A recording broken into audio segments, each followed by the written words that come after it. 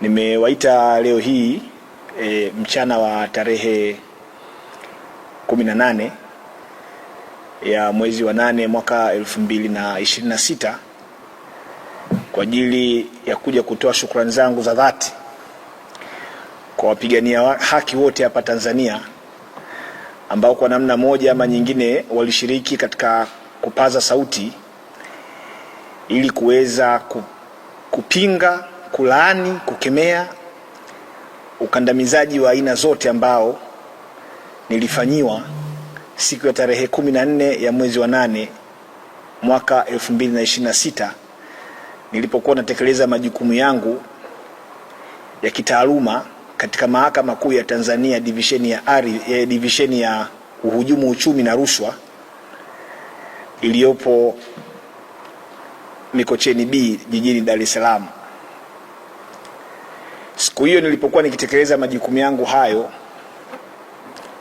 katika kesi ya uhujumu uchumi namba 45/21 mwaka 2026 kati ya Jamhuri dhidi ya Wendy William Mwishengoma na wenzake wanne, kesi ambayo ilikuwa iko mbele ya Mheshimiwa Jaji Dr. Ndumbaro, ghafla walitokea askari wengi ambao idadi yao kwa sasa siwezi kuikumbuka, na wakiwa na silaha nzito na kivita walinikamata baada ya kujitambulisha kwamba wao ni askari wametoka kanda maalum ya Dar es Salaam, na hivyo kunitaka niambatane nao mpaka kwenye ofisi hizo. Lakini nilipojaribu kuwaambia utaratibu kwamba kwa sababu niko mahakamani na kuna kesi napaswa kuendelea, naomba waniruhusu niambatane nao kwenda kwa mheshimiwa jaji ama kwa mheshimiwa naibu msajili wa Mahakama Kuu na kuweza kutoa taarifa hizo, walikataa kabisa. Kwa hiyo walinichukua nikiwa chini ya ulinzi bila hata kuniambia kosa langu ni nini. Tukaelekea ofisi za polisi kanda maalum ya Dar es Salaam, kwenye ofisi ya naibu mkuu wa upelelezi kanda maalum ya Dar es Salaam, Deputy RCO ACP George Bagem. Na nilipofika hapo mara moja ACP Bagem aliniambia kwamba tuhuma zangu ni kudharau mahakama kwa amri ambazo zilitolewa tarehe 27 ya mwezi wa 7 mwaka 2026 na tarehe 13 ya mwezi wa 8 mwaka 2026. Kwa hiyo niko chini ya ulinzi, lakini nashukuru sana Deputy ZCO anazitambua sana sheria na hasa zile ambazo zinatoa haki kwa mtuhumiwa ambaye yuko chini ya ulinzi. Kwa hiyo alinipa fursa ya kuweza kuwasiliana na familia yangu, lakini pia kuweza kuwasiliana na mawakili wangu.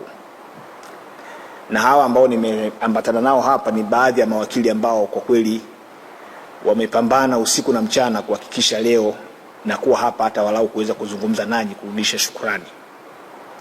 Kulia kwangu ni wakili Kulwa William Maduhu na kushoto kwangu ni wakili Gray Godfrey Dedan. Lakini walikuwa mawakili wengi tu, kina wakili Paul Kisabo, wakili Emmanuel Ukashu, wakili Mgarula, wakili Jamila Elomo, na wengine wengi ambao walikuwa mbali, lakini walikuwa wanatekeleza majukumu yao kuhakikisha tu kwamba haki inatendeka juu yangu.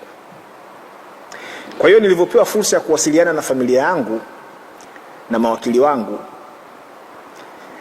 TLS kwa maana ya chama cha mawakili wa Tanganyika ilimtuma wakili Emmanuel Okasho ambaye ni mwenyekiti wa jumuiya ya mawakili vijana wa chama cha mawakili chama cha wanasheria wa Tanganyika TLS. Akafika kwa wakati na akaweza kunipa usaidizi kabla sijapelekwa mahabusu.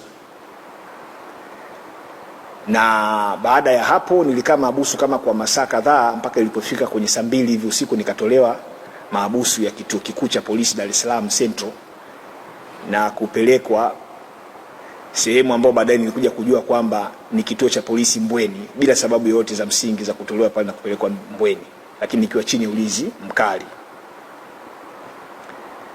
Nikalala Mbweni siku hiyo tarehe 14 mwezi wa 8 mwaka 2026. Asubuhi ya tarehe 15 mwezi wa 8 mwaka 2026 nikaja kuchukuliwa na kurudishwa kituo kikuu cha polisi Central, ambako niliendelea kukaa hapo mpaka jana jioni nilipopewa dhamana. Lakini labda niwaambie tu kwamba nini kinachoendelea. Hivi ninavyozungumza nanyi nimetoka kuripoti kama ambavyo nilitakiwa kufanya katika ofisi za kanda maalumu ya polisi Dar es Salaam, na mashtaka ambayo nakabiliwa nao kama nilivyosema awali, au tuhuma ambazo nakabiliwa nazo, tuhuma ni za kuidharau mahakama. Sasa kwanza mimi sitambui kama kuna amri yoyote ya mahakama ilitolewa tarehe 27 na ambayo nimeikiuka au nimeidharau kama inavyodaiwa. Lakini pia sikumbuki kama kuna amri yoyote imetolewa tarehe 13 ya mwezi wa 8 mwaka 2026. Sikumbuki kama kuna hiyo amri. Lakini hiyo amri hata kama ipo, na ambayo ndio imepelekea tuhuma hizi nilizonazo chini ya kifungu cha 114 cha sheria ya kanuni ya adhabu, ambayo ni sura ya 16 ya sheria za Tanzania. Kifungu hicho kinaeleza wazi kabisa kwamba mtu yeyote ambaye anafanya kosa la kudharau amri ya mahakama anapaswa kuchukuliwa hatua papo kwa papo. Manake kwa maneno mengine ya kitaalamu, he or she must be summarily punished by the court. Kwa hiyo kitendo cha kudharau mahakama kinapaswa kuadhibiwa mbele ya mahakama iliyodharauliwa. Kosa la kudharau mahakama chini ya kifungu cha 114 cha sheria ya kanuni ya adhabu, kosa hilo duniani kote halijawahi kupelelezwa wala haliko subject ya upelelezi wa polisi. Lakini mimi nashukuru Mungu kwa sababu sheria inakuwa kwa kuijaribu. Sisi wanasheria tunasema the law should always be tested, ili kuweza kuona efficiency yake, kuweza kuona ufanisi wake. Na nawashukuru kabisa ofisi ya kamanda wa polisi kanda maalum ya Dar es Salaam chini ya ofisi ya mkuu wa upelelezi kanda maalum ya Dar es Salaam, kwa maana ya ZDCO, kwa sababu wanapeleleza kosa hili kwa malengo ya kwamba kutafuta ushahidi ili waweze kunifikisha mahakamani. Na moja kati ya hatua ambazo wamezichukua kwenye tuhuma hizi ni kwenda kunipekua ili kuweza kutafuta vielelezo vyovyote ambavyo vinaunga mkono kosa la kudharau mahakama. Yaani kosa limefanyika mahakamani, lakini imeenda kupekuliwa nyumbani. Kuna vielelezo ambavyo vilikuwa vinatafutwa kwa ajili ya kuweza kujenga kesi ya jamhuri. Na nashukuru upelelezi unaendelea, nimeambiwa hivyo, na kwa maana hiyo dhamana ni haki yangu kama nilivyosema awali, nikadhaminiwa. Lakini hii ndio itakuwa kesi ambayo itakwenda kutujengea msingi mzuri sana wa kufanya amri za mahakama ziwe zinaheshimiwa. Kwa muda ambao nimefanya kazi mahakamani kama wakili, nimeshuhudia mara kadhaa upande wa jamhuri kwenye kesi za jinai wakiwa wanadharau amri za mahakama. Na mara nyingi hiyo inatokea pale ambapo mahakama inatoa amri kwamba upande wa jamhuri kesho walete mashahidi, na kesho wanaleta hawaji na shahidi, wanakuja na kisingizio. Sasa hii kesi inayonikabili mimi, ingawa bado ipo katika ngazi ya upelelezi chini ya polisi, mimi namuomba sana mkurugenzi wa mashtaka anipeleke mahakamani. Anipeleke mahakamani kwa sababu itasaidia sana kukuza jurisprudence ya sheria yetu, ili pale ambapo upande wa jamhuri kwenye kesi za jinai watakapokuwa wanashindwa kutimiza majukumu yao ya kuiheshimu au wajibu wao wa kuiheshimu amri ya mahakama inayowataka walete mashahidi kwenye kesi ambazo wanaambiwa walete, kesi hii itatumika kama precedent. Lakini muhimu hapa kufahamu wa Tanzania ni kwamba mimi sijawahi kumdharau jaji yoyote wala hakimu yoyote. Ndio maana sijawahi kufikishwa hata kwenye kamati ya maadili na kukutwa na hatia. Sijawahi kufanyiwa hivyo. Kwa hiyo kama kuna jaji anasema mimi namdharau, alafu huyo jaji akunichukulia hatua, huyo jaji anapaswa watu wamshangae tu, kwa sababu anao mamlaka ya kisheria ya kuweza kumchukulia hatua, sio tu wakili, lakini mtu yeyote ambaye yuko mahakamani na akaonyesha dharau kwa mahakama. Kwa hiyo hayo mambo mengine yanayosemwa juu yangu kwamba nilidharau mahakama, si kuna majaji sisi nagombana nao, hayo yote ni majungu tu, au ni kama taarabu ambazo zinaimbwa huko katika kumbi mbalimbali za starehe. Siwezi kumdharau jaji, siwezi kumdharau hakimu, siwezi kumdharau mtu yoyote, kwa sababu natambua mimi kama mwanasheria nina wajibu wa kuheshimu, sio jaji tu, kuheshimu binadamu yoyote ambaye utu na heshima yake umetajwa si tu hata katika katiba na sheria nyingine za nchi, lakini umetajwa hata katika vitabu vya dini ambazo tunaziamini. Kwa hiyo kesi hii ni nzuri sana inayonikabili. Ni kesi nzuri mno ambayo wananchi wanapaswa kuifuatilia kwa karibu sana. Kwanza kuona, je, ni kweli katika macho ya sheria kesi ya kudharau amri ya mahakama huwa inapelelezwa na polisi? Kama polisi wana mamlaka ya kupeleleza kesi ambayo jaji alipaswa kutoa hukumu pale pale baada ya kuona anadharauliwa, polisi wana mamlaka ya kupeleleza kesi hiyo. Na kama wataipeleka mahakamani kesi ya aina hiyo, maana yake ni kwamba anayetakiwa kuja kudhibitisha kwamba kadharauliwa ni jaji ambaye alikuwa mahakamani.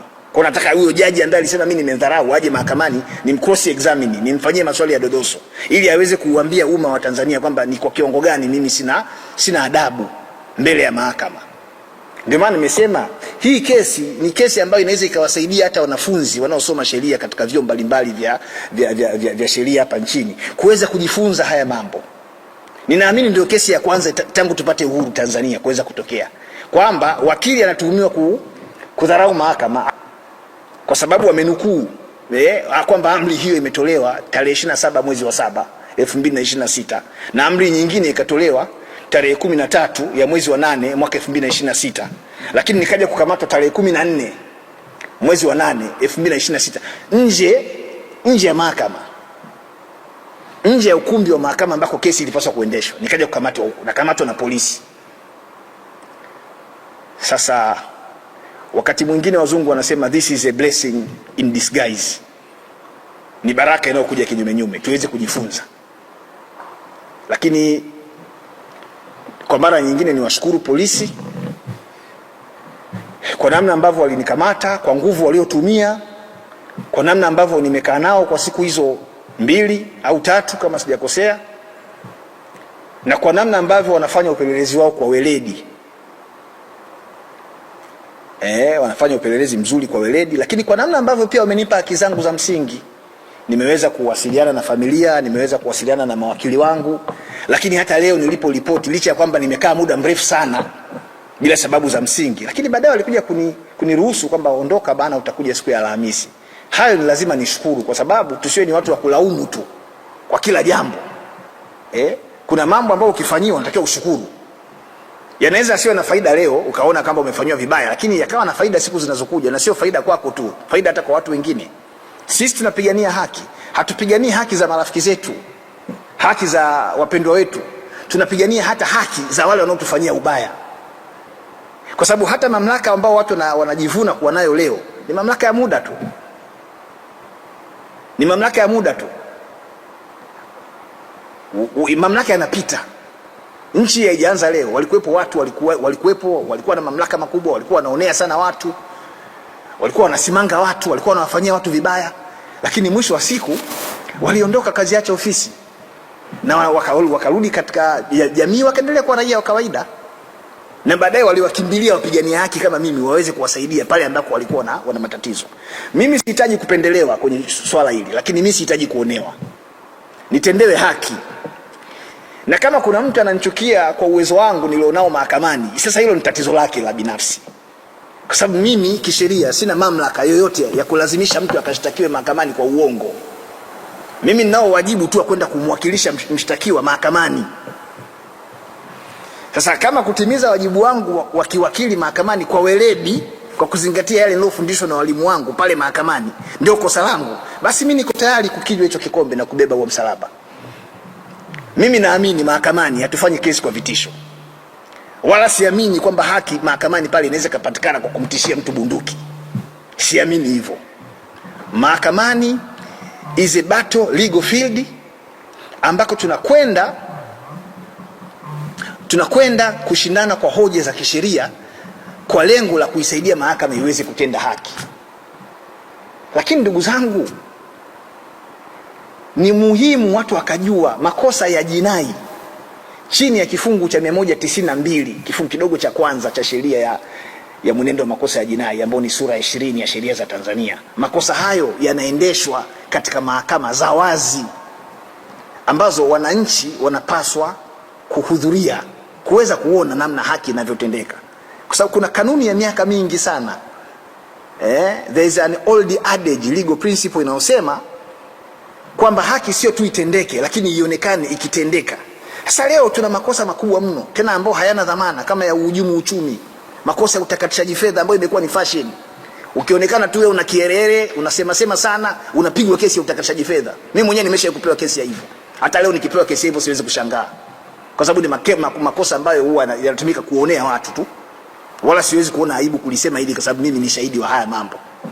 Sasa kesi kama hizi mtu anakuambia tuziendeshe kwa siri, yani watu wasijue. Mimi ninachofahamu kitu cha kwanza kabisa ambacho hapa duniani huwa kinafanywa kwa siri ni uchawi. Uchawi ndio unafanywa kwa siri. Yani hakunaga mtu anakuja kuwanga hapa mchana saa 8 watu watamuona. Lakini kama tunakwenda mahakamani kwa ajili ya kutafuta haki kwa pande zote zinazohusika pale mahakamani, haki lazima ionekane. Halafu ikishaonekana inatakiwa kutendeka. Leo hii kama utaratibu wa kuwakamata mawakili wakiwa mahakamani kwenye majukumu yao utaendekezwa, utapewa baraka zote, itaonekana kama ndio utamaduni, sidhani kama kuna wakili mwingine yeyote atakuwa na uhakika wa usalama wake kwenda mahakamani kutimiza majukumu yake ya kiwakili. Kwa hiyo haya mambo inawezekana watu wanayafanya kwa lengo la kumkomoa Madeleka, kitu ambacho ni kizuri kwa upande wao kwa sasa, lakini wakumbuke tu hii Tanzania haishi Madeleka peke yake, na haya mambo yanabaki kwenye rekodi, yanabaki kwenye kumbukumbu. Walikuwepo wengi tu waliokuwa na tabia za hivyo. Mimi ninachofahamu, siku moja hapa duniani nitaondoka, nitakufa, nitaondoka, kama ambavyo mtu yoyote atakufa ataondoka, kama ambavyo nilizaliwa siku moja nitakufa siku moja. Lakini ni jambo la kushangaza sana, yani kutumia mamlaka kumtisha mtu kwa vitu ambavyo havina maana kwa sababu tu una mamlaka. Mimi nasema hivi, kama mtu ananichukia mimi kwa ajili ya kutetea haki za watu, anapoteza muda. Mimi siwezi kuacha kutetea watu, siwezi. Huo ni wajibu wangu ambao ninadhani ni wajibu wa kitume nitakao kwenda kuulizwa siku kwa Mungu siku nitakapoondoka kwenye dunia hii.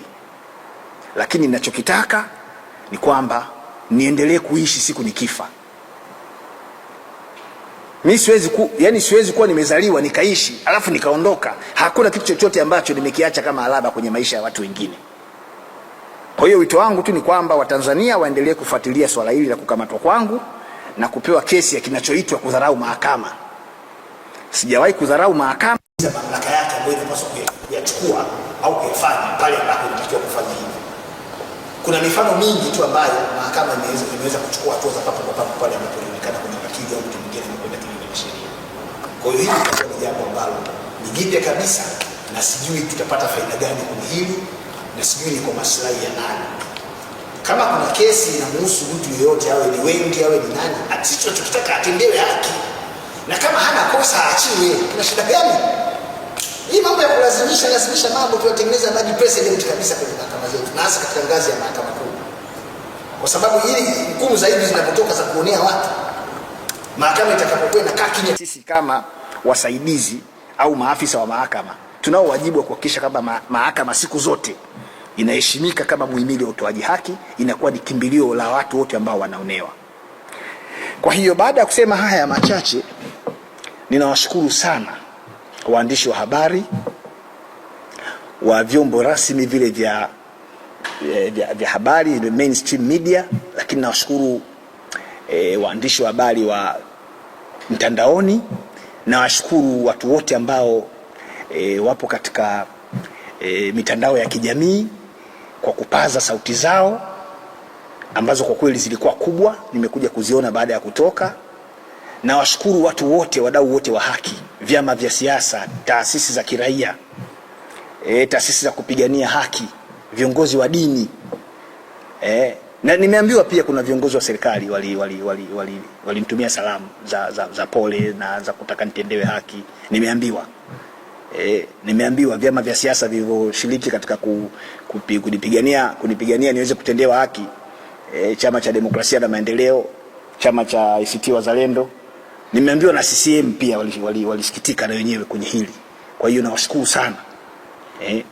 Tena kama CCM ndio chama tawala, wanapaswa kabisa kuwa mstari wa mbele, na kama wamefanya hivyo kwa kweli nawashukuru. Kwa sababu hata katika ilani kauli mbiu ni kazi na utu.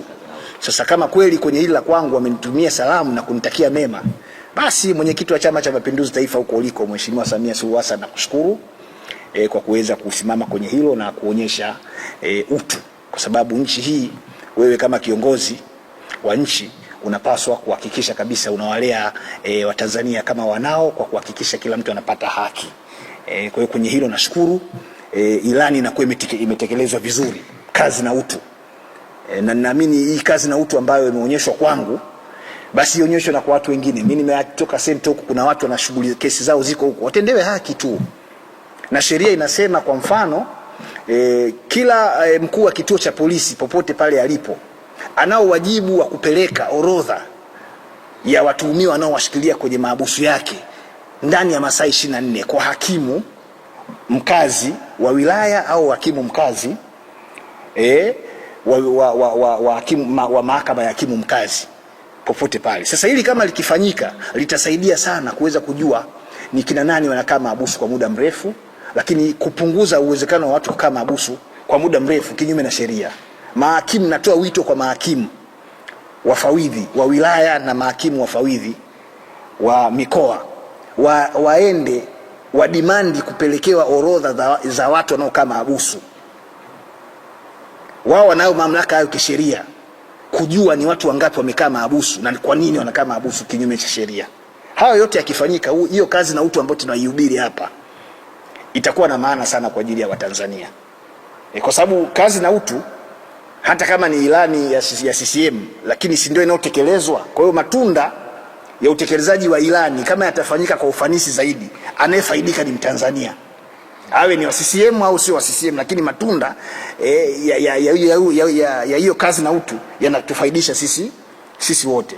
Kwa hiyo baada ya kusema hayo, niwaachie na mawakili wenzangu mawakili wangu ambao walishiriki katika kunisaidia kwa namna moja ama nyingine, na wenyewe waweze kutoa neno kwa Watanzania ambao wanatufuatilia kama shukurani, lakini pia kama kuna changamoto yoyote ambayo pengine wangetaka kuitoa kwa mamlaka, ili basi iweze kufanyiwa kazi. Baada ya kusema hayo, ndugu zangu, nashukuru sana kwa kunisikiliza. Karibu wakili Madu. Asante.